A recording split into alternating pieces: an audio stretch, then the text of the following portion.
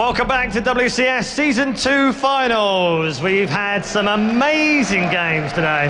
Absolutely amazing games already. I'm sure we've got a few more in the bag still to come up. Let's show you the bracket actually to update you as to where we are in the tournament. Currently in the middle of Group C. As you can see, the unthinkable has happened. The unbeatable has gone down to the lower bracket. Innovation is human after all. He's going to take on Naniwa. The loser goes home, incredibly. And in the top half of the bracket, we've got a very unlikely winners final, I think it would be fair to say, but both players have played fantastic. Duckdeok versus TaeJa. Yeah, I mean, great players, but like you said, not quite the result most people were expecting, especially TaeJa versus Innovation. After that 50-plus minute game, TaeJa has risen up to take on the challenge against Duckdeok. I am so excited for this winners match. Yeah. I mean, there it is on the screen right now. It's not the final we thought we'd get in Group C, but we did say earlier on it's the group of death, so pretty much proves our point. Anyone could win against anyone, so it is going to be the European champion, by the way, the reigning Season 2 reigning champion, up against TaeJa, the summer champion, as he's been dubbed over the last couple of years. So let's find out who it's going to be. Let's bring the players out. All right, well, let's go ahead and bring the first player in. He just won once again against Naniwa to prove that he was the true European champion of WCS this season. It is going to be from Team MVP, duckdeok.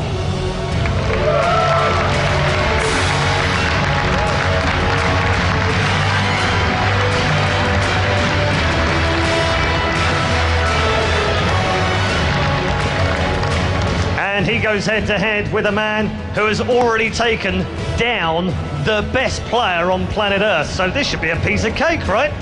It's Liquid TaeJa!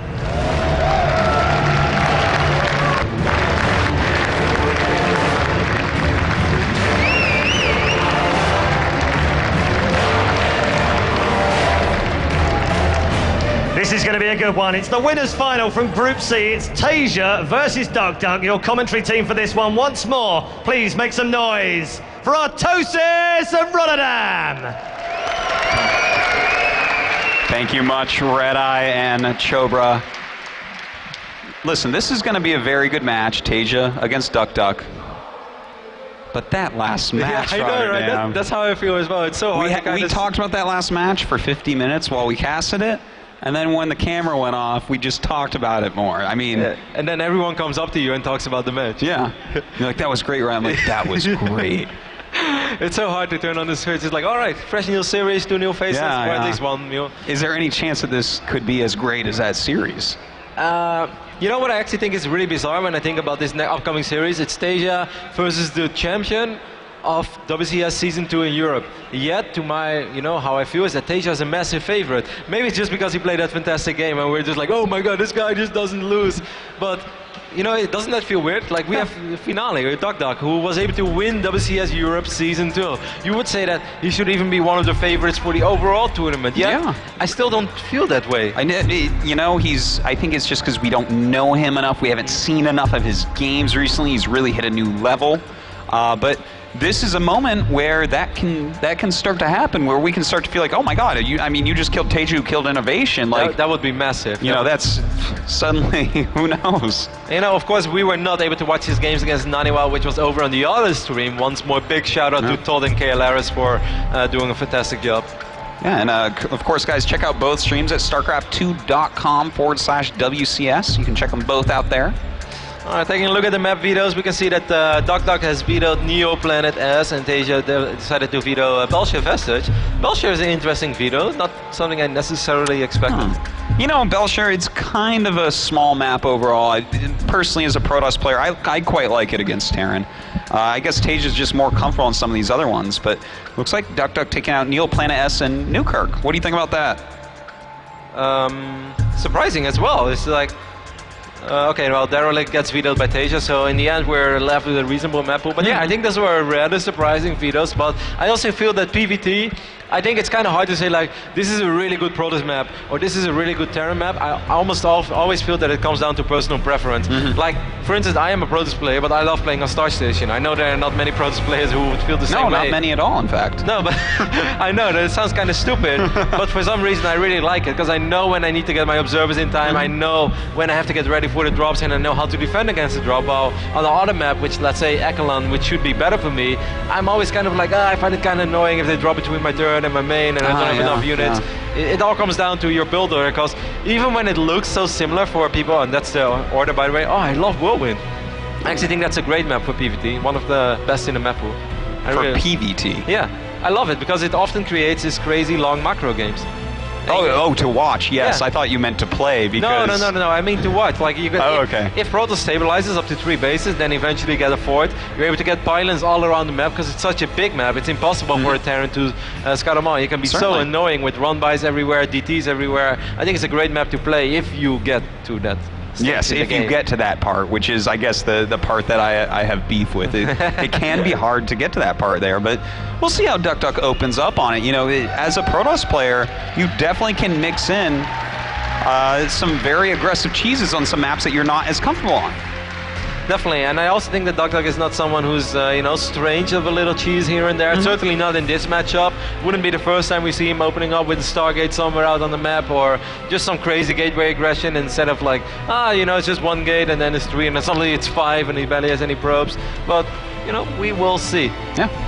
All right, so we are in the game. I'm pretty excited about it overall. This is the winner goes on, man, and the loser waits for the winner of Nanawa Innovation. What a crazy group. All these groups are just complete madness. Today the results have been very weird indeed. I mean, even in the first group, everyone's like, oh, Jaedong is with 3 Protoss players, and now personally I like that because I think it was pretty obvious that Jaedong was really improving his ZVP, and I felt like, Wellman MC might be possible, but the way that it played out, he kind of stomped Rain, but like, barely was able to defeat MC. That's like the last thing I expected. I expected the other way around. So today has been a crazy day. It's been a very crazy day. It certainly has, and the craziest part of it, I think, was that match that we just watched. Well, TaeJa, as you can see here, both these players have really great winning percentages overall. Obviously, they've won a lot of games through the WCS tournament system to get to where they are here today.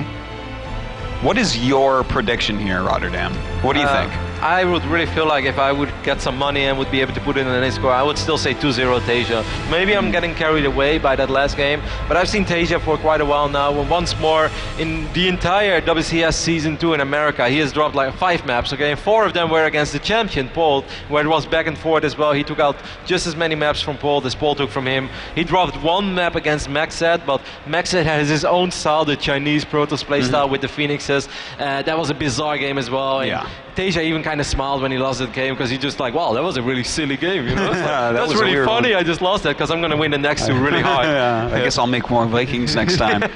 Well, the map is loading up. I do have to agree with you. I think TaeJa's a favorite here, but duckdeok has always been pretty dangerous in the matchup overall, so I wouldn't be super surprised if he ended up winning it. Me neither, because he's the WCS Season 2 champion of Europe. That's a big feat, but anyway then, why don't you go ahead and introduce these lovely players. All right, up in the top right, he's a tough quacker. Give it up for duckdeok.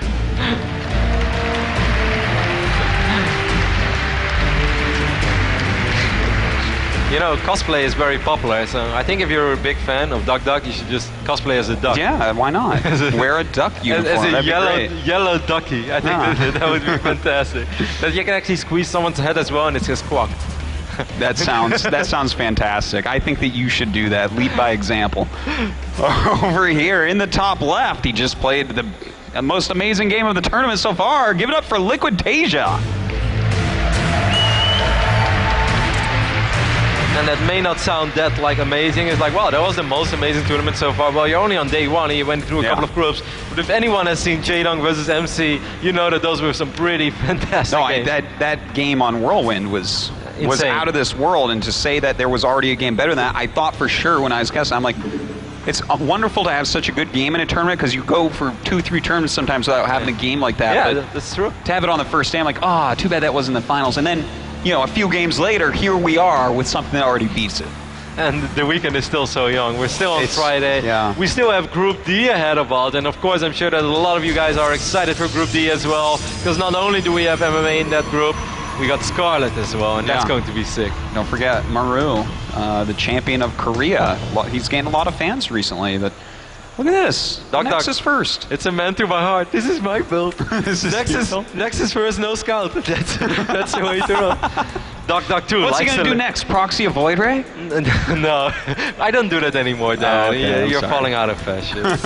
No, I actually think, as crazy as it sounds, he's just going to go one gate robo behind this. Like, just one gate, get a mothership core, get your robotics facility out ASAP, because you do want to get observers out in time in case you have to worry about a Widowmine drop. And if we take a look on the other side of the map, that is one hell of a quick factory. Yeah, this is really quick. TaeJa turning on the aggression early on. How do you think that this is actually going to fare against the Nexus first? You know, this can go two ways. Either he's going to be able to kill a lot of probes and it's going to go great, or duckdeok is somehow able to get ready or to get his defense ready in time, and he doesn't lose all that much, and he's going to be insanely far ahead because he's going to get so much more probes out of his double Nexus. Because of course, this is not the most economic opening there is for TaeJa. No. This is an opening which says like, hey, I'm going to have to kill a lot of your probes. Yeah, I think he is going to. If he does not get some serious damage done to the economy, and I'm talking, I think 5+ probes he's going to have to get, really. I think for 5 probes, duckdeok would sign for 5 probes. Yeah, I would do the handshake and just kill my own probes. You just stay at home and kill your units off, and that's fine. But, you know, TaeJa's definitely going to have to get that damage done. But, you know, TaeJa, he is so good at attacking, as we've seen so many times. And But I don't know if duckdeok's going to stop this correctly. there's only one Widowmine out on the map right now, and we can see that Medevac's already in production. If it's only one Widowmine, that is not too bad, because duckdeok actually delayed his robotics facility. I still think he's going to make one, but this was not straight into robo facility, so if this would have been a double Widowmine drop, that would have been horrible for duckdeok. Yeah. Like, duckdeok is gambling here, and he's going to be able to get away with it, because he doesn't have to worry about Widowmines.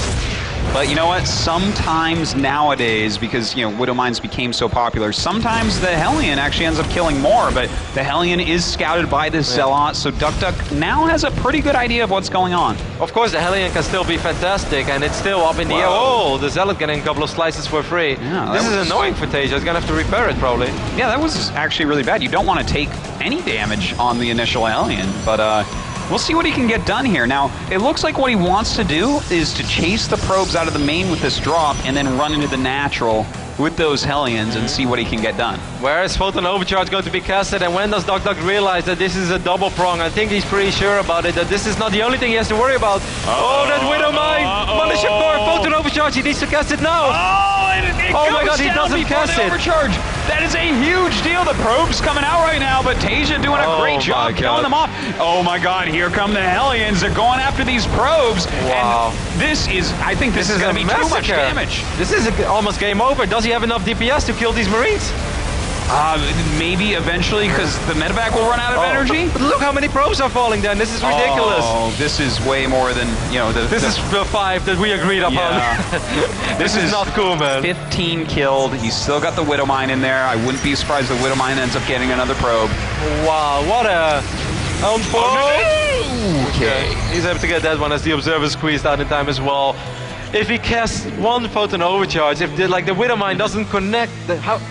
You know, I cannot even understand how that unfolded. Somehow there is one Widowmine in this drop, which is very random. That one Widowmine gets a shot off on the mothership core that somehow falls to one hero marine who chases it and shoots like his last bullet, starts throwing rocks at the mothership core and somehow hits the wing and it dies, and no Photon Overcharge is casted, and it's a nightmare scenario. It's insane how that all went perfectly for TaeJa. I think that duckdeok was panicking. He didn't expect a build like that. I think he expected TaeJa to go for a longer defensive macro game, thinking that he can outplay duckdeok in the long term. So duckdeok went with this Nexus first, but when he saw that come, man, he was nothing but fear.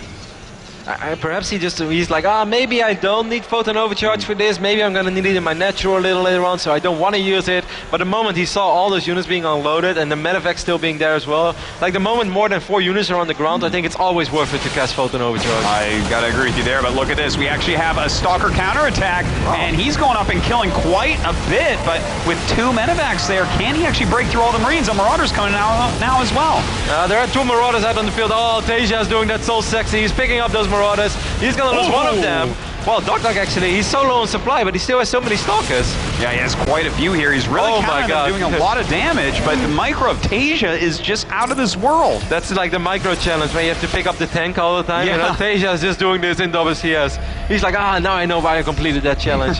I knew it was going to come in handy one day. Well, I hope he was practicing all day, every day, because this is getting worse and worse for him. He has less units, more Marauders are popping out. TaeJa is on the ball with defending this right now. And with that Zell coming out, that's going to do a lot better versus SCVs. Maybe he can kill quite a few of them to start coming back. TaeJa's micro is just ridiculous right now. He is not losing any Marauders. He's not losing the medevac either. Amazing. Still some decent damage done. Yeah, but Did this- end up killing 8 SCVs during that battle. Yeah, but there's no tech behind this. I mean, sure, there's a robotics facility, but there's no Robo Bay, there's no thermal lens, of course. Just now the Twilight Council is going down. How on earth are you going to deal with like stimmed bio when you just have gateway units? Stim, combat shields, and 3 medevacs. Yeah. I think that's actually just going to go kill him. Yep. And in fact, I'm looking at it now, he doesn't have the mothership core. He just got his first sentry. He has literally no way to fend off the next attack. He went all out with that little gateway attack, and you know, in the start I was like, this is not gonna work, and then I was like, well, actually it's getting really close, but then TaeJa showed us once more that he's TaeJa, and he just kept neglecting so much free damage, because all those shots were in the air on the Marauders, but every time he picked up the Marauder, proxying a factory as well. This is the most painful thing that could happen. duckdeok not even looking, and this hurts so bad. Wow. And now he's just going to drop here as well, and we should be seeing GG in just a second. Yeah, there's not enough DPS in the army of duckdeok right now to clean this up. GG, TaeJa just continues to be fantastic. There's no other word to describe his performance so far. I would use awesome, but fantastic's the better one for sure. Look, I liked what duckdeok tried to do there. That stalker counterattack versus a tech-heavy harassment is something that Rain from SK Telecom, who's also in this tournament, he does that a lot with a lot of success. But this time I think he took too much damage. The counterattack was a little bit slower, and as you said, Kevin, I mean, that Marauder hopping in and out, the fact that he actually saved the Marauders like that and some whole volleys didn't connect. If every volley connected, he may have, it didn't even matter what connected on. If every volley connected, he may have actually broken TaeJa there. Exactly. That's what, even though like the supplies were always in favor of TaeJa, but he had a lot of SCVs, and on a certain moment your SCVs are not going to protect your bio units anymore because you just have too few of them, and it's too easy to focus fire them down. Him being able to dodge 3, 4, 5 volleys of the stalkers multiple times, that's like 300 damage that he just completely neglected. It wasn't ever done. That bought time for additional Marauders to stream in. That bought time for that second and third medevac. You know, I didn't think that duckdeok was going to do that. When he did, it was actually super scary for TaeJa, but that was a fantastic hold, a miraculous hold almost even. Considering the fact he wasn't ready for it. He was caught off guard. He was caught completely off guard. The bunker went down, and when the bunker goes down to that stalker attack, I mean, that's a big part of it. We actually saw duckdeok patrolling a stalker below the ramp to make sure he could not scout that so many stalkers were being warped in. You know, it's based on surprise and the fact that your opponent opens so tech-heavy and certainly doesn't have a lot of bio. Completely agree. At the end of the day, though, I don't think duckdeok has to worry about it too much. I think it's sad because he went for Nexus first, which I think is a really good option on Whirlwind, such a big map. And I also think he could have completely gotten away with it if he would have just casted that one photon overcharge. And there would have been no issue for him. It would have been a completely different game. He would have most likely not gone for that weird gateway push, even though, you know, maybe he could have, because it's not it's kind of a tech-heavy opening by TaeJa, and then suddenly it goes into something else. It's an impossible thing to answer right now, but I like where duckdeok was going with it. It didn't work out, but that's StarCraft. One small mistake. It adds up. It becomes an avalanche. This is a super quick scout, by the way. This is a proxy gate, is what this is. And we haven't even introduced the players yet, Dan. I mean, what's happening? This probe, it belongs to duckdeok. There he is, duckdeok. Yeah. You know, sometimes you have to improvise a little bit. No, you do. I mean, this is important, this probe. The guy that's about to get proxied down here, it's TaeJa. All right, this is cool, man. You don't see this that often. There's been a tiny resurgence of it. What do you think? Do you like the idea? I am not sure if TaeJa is going to go command center first. He doesn't. And he's walling in. Wow, right now I don't really like the idea. No, is it going to be 2 gateways? I am very curious. Yeah, or is he going to drop in a simulator? And is it going to be like Zealot, Stalker behind it? Because eventually you are going to need a Stalker as well. We see the assimilator going down. So this is not just Zealot only. I'm going to try to win the game. This could be a lot of harass into killing a lot of SCVs, and then eventually I'm going to back up because I can still transition out of this. But you're going to have to deal a lot of damage, like a crazy amount. Oh, and actually. Oh, you know what? I think could he just be going for the double stalker rush that we sometimes see in PvP? This is actually, it's beginning to look a little bit like a PvP build, where you proxy 2 gates, go directly to stalkers. You might have 1 Zealot, and just stalker, and just try to out-micro your opponent over time. Wow, like I say, this is already a really big commitment, not just for the fact that he's proxying, but he's also proxying the Cybercore, he's proxying the second gate there, so this is not something you can really transition out of anymore. He has to kill him, basically. Yeah, because otherwise you're going to have to rebuild your core, you're slowed down so much, that is going to really suck. TaeJa has not scouted this yet. He does have a wall up, but the most important thing for TaeJa is, when is he going to realize what is happening, and is he going to have a bunker up in time? A single bunker, even if it only has 2 Marines in it, can keep him alive, as long as he has that bunker. But, you know, that's going to come down to duckdeok trying to kill as many repairing SCVs as he can, trying to bust down the depots, but I don't know if it's going to be possible with that high ground advantage that TaeJa will have. Oh, TaeJa's dropping a reactor right now. Oh, he cancels. Okay, he realizes what's going on, and I like this choice. He's going straight into this bunker, but with the bunker there, the Zealot gets to hurt it as well. The Zealot gets to hurt it a little bit, but the Stalkers are not there yet, and I actually think that the Stalkers won't arrive in time.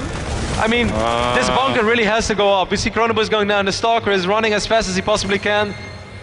And we actually have a supply block here for duckdeok. He actually went up to 17 supply instead of 16. That's TaeJa's really going to have to pull SCVs. As long as he keeps the bunker alive, he's in a really good position. Yeah, this just went terribly wrong for duckdeok. He even wasted a chrono on a gateway because he couldn't produce at 17 of 18 supply. So his additional units are a bit slower, and TaeJa is not even afraid anymore. TaeJa is up 7 workers right now, guys.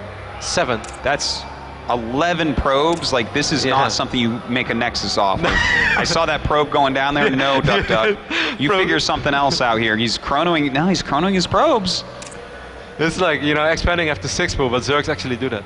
Yeah, but that's Zerg. This is Protoss. I don't know if this is going to work out, man. I'm pretty afraid for him, especially since we have that factory finish. He's making a Widow Mine. Yeah. There's not going to be any detection for about 100 years.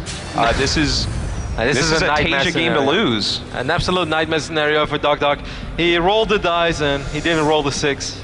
No, he rolled a 1. No, he definitely rolled a 1 here, whereas TaeJa, well, he dropped the dice on the floor, but it's still okay because he got the bunker up. Now, duckdeok will probably just play a containment game for a minute here, but as soon as that medevac gets in his base, I actually think he's going to type GG and leave. I agree. I'm really thinking right now, did TaeJa SCV scout in the previous game? I think he did, right? He did scout. Didn't he scout the Nexus first? Did he?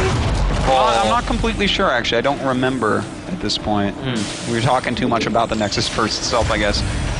Well, now duckdeok has lost a Stalker to a Widow Mine. He should know that another Widow Mine and a medevac are probably going to be on the way to his base pretty soon. Yeah, even losing a Stalker right now is really just a horrible thing to have happen to you when you barely have any income. Every unit counts twice as what normally would count, and just a single Stalker could make the difference between being able to snipe a medevac or not.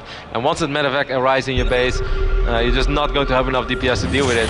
I am quite sure that TaeJa scouted in the last game, and people, of course, online can correct me if I'm wrong. But I find it kind of weird to risk it all when you know that your player likes to scout. I think TaeJa in general is a player who scouts in PvP. Yeah. I mean, every now and then he might not do it, but certainly on a 2-player map, you know, he might as well. And, you know, he really did get there in time. It's too bad for duckdeok. It's a very risky strategy he chose, but this is part of why duckdeok is actually a champion, because he's willing to do builds like this, even though sometimes you look at it and you're like, wow, why'd you do that? It's like, well, because sometimes this is going to kill his opponent. It's going to make people a lot more afraid of him. And I mean, he also went to 2 complete polar opposites. First game, most economic opening possible. I go Nexus first. Second game, well, the last thing you expect after a Nexus first is a proxy gateway. Either way, here comes that medevac. The detection is not out yet. Here comes a Widow Mine, and that Widow Mine is going to burrow. Well, this is not good. Okay, he only kills 1 with it, but This is still a pretty worthwhile drop, I would say. Yeah, he's losing mining time. He is still down 12 workers. Like, if anything, it should be the other way around in this phase of the game. Protoss should be up. It's also just a matter of time, you could say, before he's going to lose the pylon that's powering those 2 gates that TaeJa is going to find. Oh, this Widow Mine is going to get a free kill as well. Just everything is going TaeJa's way. Oh, God, yes. You know, what do you even plan from here? Do you make a Dark Shrine? Do you research Blink? Like, I would plan my fantasy GG timing. Yes, that's about it. Really not a lot of options left open to him. TaeJa's just kind of playing a safe game here.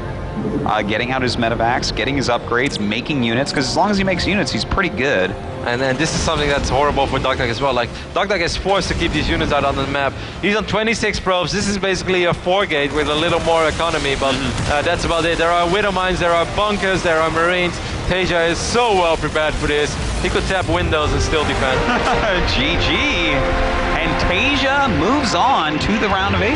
TaeJa looks so good so far. So man. good. He's looking better than basically everyone in the tournament, I would say. Him and JaeDong have truly impressed me. And you know, and something that we actually weren't even able to talk about yet, in the interview that he had after his last series, TaeJa stated that he hasn't performed so well lately. Yeah. TaeJa, you won 2 major tournaments in the last 2 months, and you made it to the semi-final of WCS America while only losing to Polt. If you think that those results are not that good, like, what does he expect from himself? He wants to win everything. It's actually kind of hilarious to. It's like he's been more successful than. I'm only winning 2/3 of the tournaments I'm going to. This, you know, I wish I was playing a bit better. Yeah. It's like, okay, TaeJa, you're playing pretty damn well here. He just took out the innovation as well, and once more TaeJa making it into the quarterfinals of this Season 2 championships. And man, if he keeps playing like this, I wouldn't know who can stop him. I really don't. That's a very good question. Who can? Well, Polt maybe. Maybe Scarlet? Could be. Well, we'll see if she gets out of her group coming up next. Her ZVT is so incredible. It's really good. Well, she's going to have to prove that today with 3 amazing Korean Terrans in her group. That's right. We'll see about that, of course. Well, yeah. Sorry, go ahead. It's been such a good tournament so far, and I knew coming here, I'm like, I think this is going to be one of the best tournaments ever. Not just this year, certainly this year, but ever in the history of StarCraft 2, and it's really turning out that way. Like, we are having the most insane games. TaeJa looks so on form. JaeDong looks the best he's ever looked. Innovation's looking very good, even though he ended up losing to TaeJa. MC is looking great. You know, this is... I don't even know what to do with myself, man. I'm so excited. I almost want to, like, hit fast forward and just cast quicker and get through all the games, and then, like, you know, pause and wake up in the morning and come back and do it again. Oh, okay. I thought you wanted to fast forward to figure out who's going to win. I was like, no, then you want to experience it. Oh no, I want to experience it, but I just speed. You want to slow down. I want it like the Matrix thing where you just plug it in and I get to experience the whole tournament in like 3 seconds. I can just be like, oh, that was amazing. That would be pretty good. Anyway, it's been a fantastic series. That's going to be it for me. After this, Apollo is going to be back over here at the Castle deck, so that's going to be a lot of fun. Dan, any famous last words before we're going to throw to the interview? I don't have any, Kev. You've been great. Thank you very much. You've been great. Let's throw it over to the interview. All right, we're here once again with TaeJa. This time, a much quicker little game time before we meet TaeJa again on the stage. But TaeJa now moving on to the round of 8. Give him a big round of applause again, guys.